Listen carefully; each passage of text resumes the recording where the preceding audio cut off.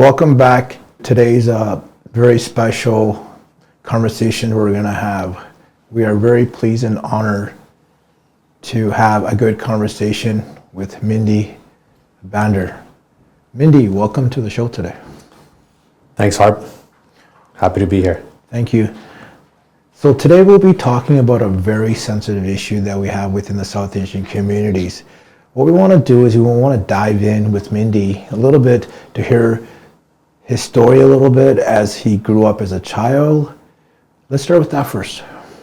Funny how you said that. I actually spent about 6 years of my life in Calgary. Back in the early 80s, there was a lot of racism out here. And unlike today, back then it was people saying it to your face, not these keyboard warriors on these social media platforms.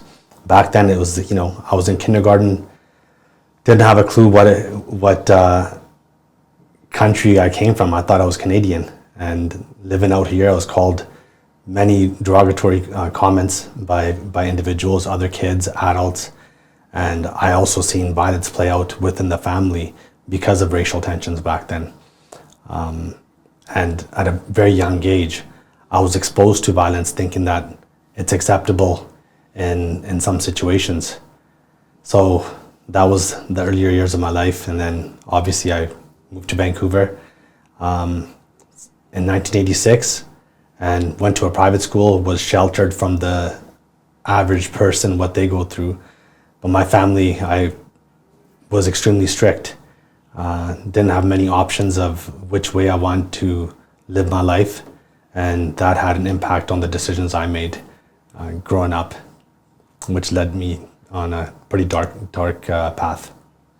Thank you for sharing that. When you mentioned your family was strict, or you lived in a strict environment, can you share that a little bit, how that affects a boy in our South Asian community? I think the biggest impact it has is that as a child, you don't even know, when you're not told why you're not supposed to do something, it should be explained in a gentle manner.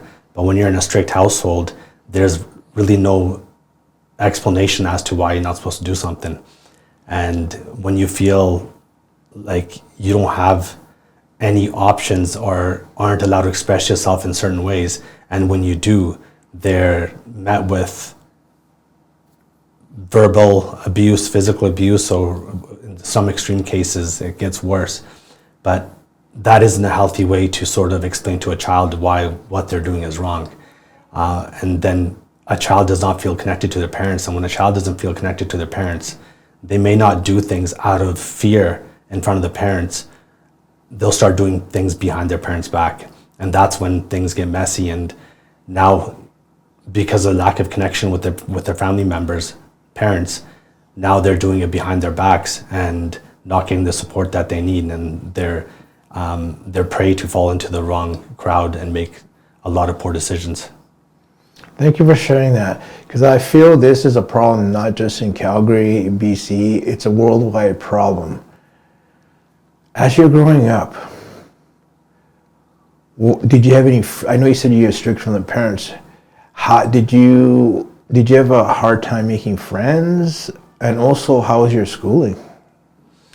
I never had a hard time making friends. I think someone in my situation, I've used humor a lot just to sort of de-escalate situations, and I thought if I can make people laugh and smile, then maybe I won't end up getting in trouble for something that I shouldn't have gotten in trouble for the first place. I had no issues making friends. I guess I was expressive. I didn't have a problem talking to people, but however, that sort of did open the door for me to get bullied later on, because when you're in high school, people don't like someone that talks a little bit more than he should. People feel threatened by your voice, and that sort of got me in trouble as well too. But when it comes to making friends, I've never had problems making friends. I want to hit a topic. When you're in school, were you getting bullied in school or outside of school? That's a good question. It happened actually outside of school, and the physical abuse was outside of school, and during school it was just the typical other people would see you as weak because of what happened on the weekend or in the evening outside of school. So it impacted my life in many ways. That's where a lot of my insecurities came from, not being seen, not being heard, and just wanting to fit in and wanting the abuse to stop. And I wasn't a strong kid. I was never a fighter. I was maybe 130 pounds at that time, soaking wet, and no self-defense skills whatsoever. So I basically, just to sort of feel safe, feel heard, I end up falling into the wrong crowd. And in that crowd, I felt heard for the first time. I felt seen for the first time. And that was powerful for me in my teens. You said a word that touched me, fitting in. Was that something that you never got from your family environment that made you want you to fit in with this crowd that we're going to discuss more about as we move forward? Well, for me, fitting in was just somewhere where I was accepted for who I was. I just felt that I was me. I could be myself, and I was accepted. So now when you're trying to, when you fit in somewhere, you would do anything for these people. And that means either violence, criminal activity, or whatever else, anything there is. And when you feel fit in, you feel loved and accepted, and you feel like you found your tribe, you're willing to either kill for them or die for them. And that's what it was for me. You said something there, kill for them. What did that cost you? Well, in my circumstances, I didn't kill for my crew. Mine was totally separate. I never had that opportunity to kill for my crew. But however, if the opportunity ever arose and something had to happen, I'm sure I would have done it. That's just how brainwashed you get in that environment. You could be a good kid making good decisions, growing up, and then all of a sudden you fall into the wrong crowd and you finally feel some sort of love and acceptance. You do a lot of crazy things. There's something you said, you would do anything for them. Where did that mindset come from? I don't think you're born with that mindset. I think it's just natural. When you feel like you're accepted and loved, you automatically just feel like you're indebted to these people because of the love and support they show you. So I also want to mention, the same way that you feel the acceptance from your crew and you'll do anything for them, imagine having that same sort of feeling towards your family members, towards your parents. You would do positive things for them. If I was accepted and felt seen and heard by my parents and had that loving connection with them, I would have done anything for my parents. But instead, it was opposite. So now I was looking for an external validation, and it made me do a lot of crazy things, make a lot of poor decisions. Do you agree, if the parents just said, I love you, how would that change the way how you look at life? I think saying it is one thing. I think more important than even saying it is feeling it. Like I say I love you to my daughter many times a day, but I think the most important thing is that she feels my love and not just hears it. So I think if a child feels their parents' love and knows that their parents love them unconditionally, and the parents are able to be authentic with them, that child will never make any poor decisions, and the parents will always be proud and will not have any concerns. What are your thoughts, like for example, as you're growing up, as I've been hearing you say, there's bullying, there's some violence. Did you feel with your crew, you felt untouchable sometimes? Yes, you actually feel like you're invincible, that no one could touch you. You're delusional. And that's what I was, and many of the youth are.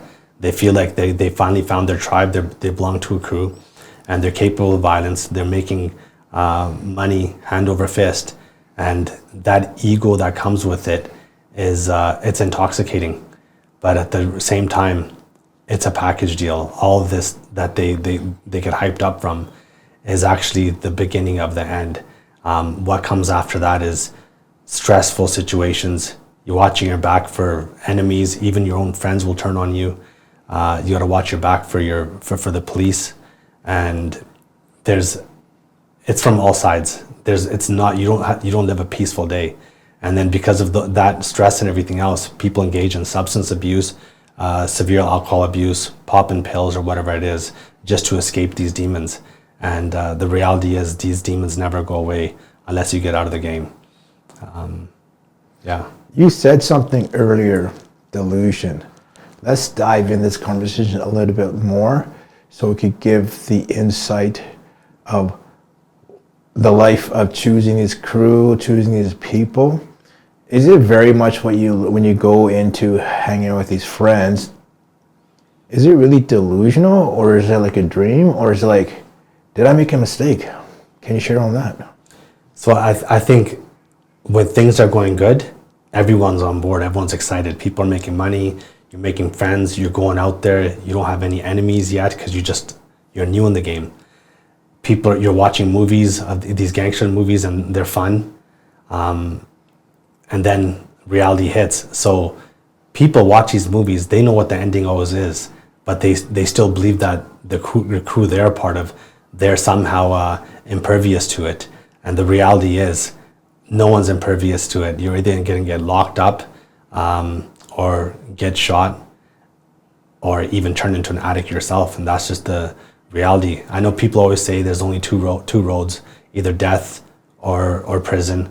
But the third one's also addictions as well too. There's so many guys I know that dodged death, that dodged prison, but became addicts. So there's one way or another that it doesn't end well.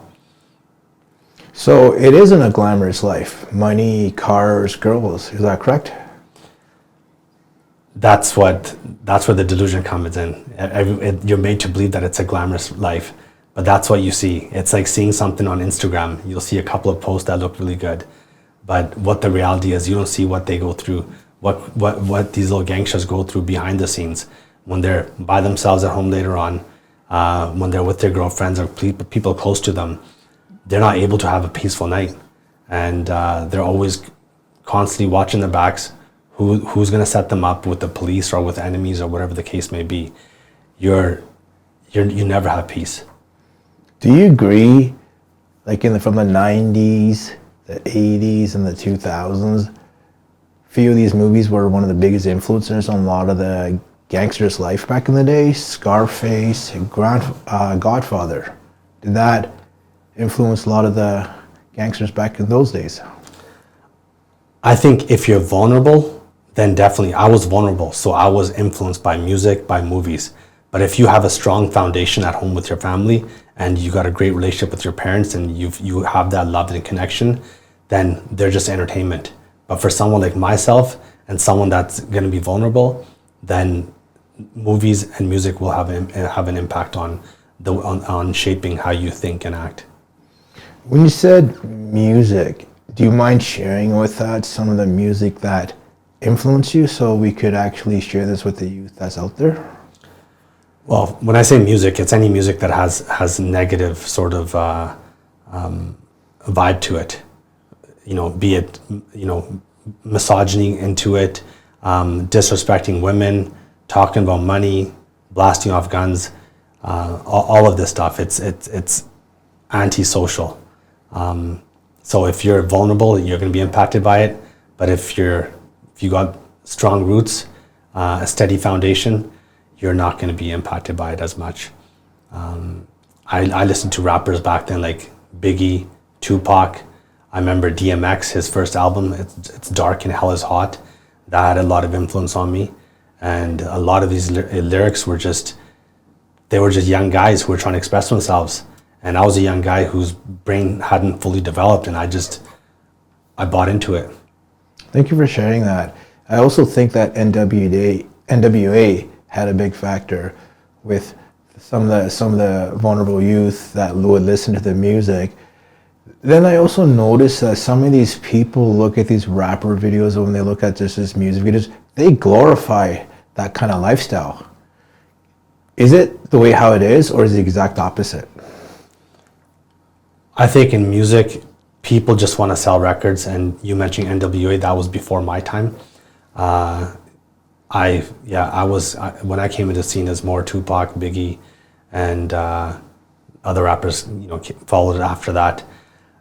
I think that people will just make music just to sell sell records. So if they know it's going to be popular, it's going to sell records, they'll say anything. So I want to go back a little bit here. You mentioned something about how with your family, stuff like that you didn't get love, that you're restricted. Do you feel that's very normal in society these days, or do you think it's being addressed more positive? I just want to clear something up. I never felt the love. I'm sure now even that my parents did love me. They just didn't know how to show it. And the unfortunate part is there's so many parents in our community that love their children, that want the best for them, but they're lost. They don't have any parenting skills. They don't know how to parent, and they basically are just doing whatever they think is the best that they can. And a lot of the time it's the wrong things, and it's sending their children in a different direction that once they're gone, it's hard to bring them back on track. So I think being born and raised here, all the things I've seen, being a parent myself, I think there's so much that we should be teaching our community on how to parent properly. I haven't seen any parents, in our community, that absolutely hate their children so much that they want to see them just fail in life. That's not the case at all. A lot of all these parents have good intentions, but there's no playbook on what they should read. But there's lots of books you could read on parenting, a lot of ways you can self-educate yourself, and you just have to get out there and start doing things. You cannot expect the education system, the police, no one else to raise your children or ensure your kid has success. Your child's going to have success based on how your relationship is with your child. You said something for me. You and I are from two different generations, and one of the things I'm noticing, and you are 100% correct, there is no manual how to be a good parent or a bad parent. But one of the things I've also learned from my generation is that our parents do the best to raise us. But I also feel when they come from another country, from India to Canada, they don't have the resources how to be a good parent. But I also feel that some of the parents have to do two jobs. That's what a lot of the things that I've been shown in my life. But one of the biggest things is I also feel that, do you think some of the parents are ashamed of their children, or just in denial, saying, oh no, my son can't do that, oh no, my daughter can't do that? What are your thoughts on that? So there's a couple of questions there. So one was about parents, not knowing what to do. So some parents do come here, they're trying to get ahead. They have two jobs. Unfortunately, our community is always competing with one another. They're trying to get ahead. They want another house. Someone down the street bought two houses and goes back to India a couple times every couple of years. So in our community, there's always that success ladder everyone's trying to climb. And if you're not on the top of it, then you're a failure, and which is wrong. You know what? We should be focused on our children. If our children are successful, then we're successful. If our children are failures and struggling, then that's what the metric should be, that we failed. I would say that there's no shame. Everyone makes mistakes, and as parents, we're just trying to figure things out. So there should never be any shame on trying your best and failing. But there's so many resources out there that you can take advantage of. Our community's been here for like 50 years now. There's lots in our community, lots of resources. You have Kids Play that's active out there in Alberta and in BC. And putting your children in sports is gonna impact them in a very positive way, because now they know how to get along with other people. They'll know how to. It builds community. It builds confidence. And when a child has community and confidence and positive role models, that could change the whole trajectory of their life. Even if the parent structure at home isn't that great, if they have some sort of peer mentors that are positive in their life, they could still turn around and come out on top. I noticed you mentioned Kids Play. I see there was an event in Vancouver that was done earlier this year. It's called Drugs, Gangs, Extortion. And I saw that you were one of the guest panels. Do you mind sharing that experience a little bit? Yeah, I speak for Kids Play sometimes. I basically go everywhere I'm invited. I'm not shying away from having conversations. I think they're important to have. So basically I did like a 7-8 minute talk just about conversations about parents and the important role they play in their kid's life, to make sure that the child grows up and making good decisions. And I think that we need to have more things like this in the community. We have a huge community in Vancouver, in Surrey, in Calgary, in Ontario, Brampton specifically. And I don't think we have enough representation in the schools. I think that I was looking at even the stats, Surrey School District. The Punjabi community is by far the largest community in the Surrey School District. I'm not sure how it is in Calgary, but I'm pretty sure it's pretty heavy out here as well too. And there's only one East Indian trustee in the Surrey School District. I'm not sure how many trustees are out here, but our community, we love getting out there, having conversations and complaining about things. But when it comes to politics, we're not informed at all. We go after petty things that we want our politicians to do. If you want to have real change as a community, we need to be more informed of the policies out there, and we need to hold our politicians accountable. And I personally believe that voting it should be a right, and if you're not able to basically eloquently describe a party's policy and explain how politics works, I don't think you should be allowed to vote. I know this is an extreme thing I'm saying right now, but it's a waste of a vote. And you're not voting for the right reasons. You're voting because your neighbor or cousin or someone else told you, yeah, we're going to vote for this guy. And you should be able to articulate why you're voting for a party and why it speaks to you. And I think our community just is so lost when it comes to being informed about what politics is about. I think our whole political landscape needs to be turned on its head and changed up to things that actually impact us for the better, and not about, okay, we want a party that gets, allows more of our people into this country, or allows us to do things that really don't make a difference in the long run. They're just short-term goals without any positive long-term impact. We got to look at the long game. Thank you for sharing that. I also see that Kids Play is putting on that same event here in Calgary in July 25th at 12 p.m. to 3 p.m. More information will be shared on Sursangam and on Sanja TV, I mean. One of the biggest things I want you to explain is when you go down that life, what was it like? Yeah, you know what? At the beginning, you feel safe, you feel connection, you feel sense of belonging. But it's soon after where you finally realize that you took the wrong exit. And it's like driving a car down a road and you take an exit thinking, okay, you know what? This is the fastest way to get where I want to go. But then you realize, like, oh my God, I took the wrong exit.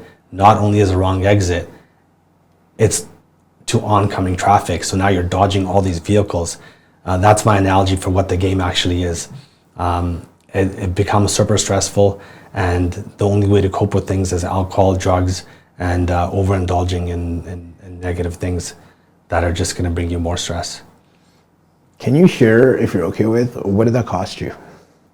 It cost me time, cost me a lot of relationships,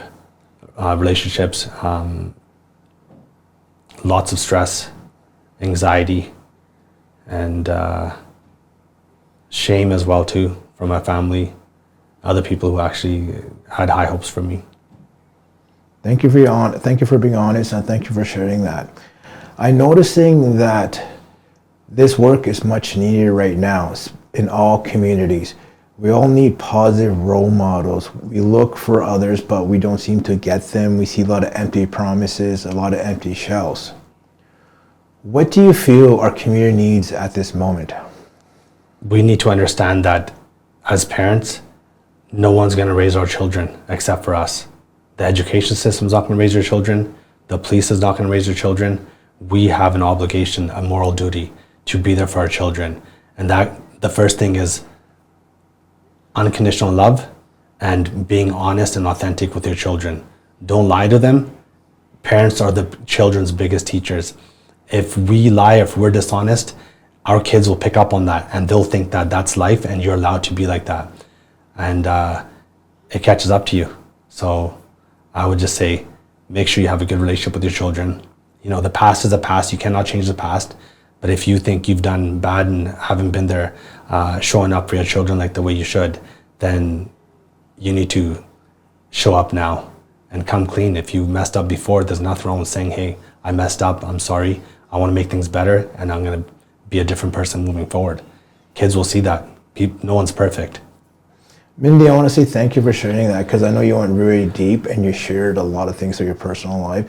I want to, if there's one message that you want to deliver to our audience, what would that be? Focus on tomorrow. Learn from yesterday. Beautiful. Enjoy today. Beautiful. Mindy, I want to say thank you for being on our show today. And we look forward to seeing you in the future. And I also want to mention Mindy is going to be one of the speakers for Kids Play in Calgary, July 25th. More details will be shared on Sursangam and Sangam TV. Thank you for joining us. Have a good day. Thanks for having me, Coach.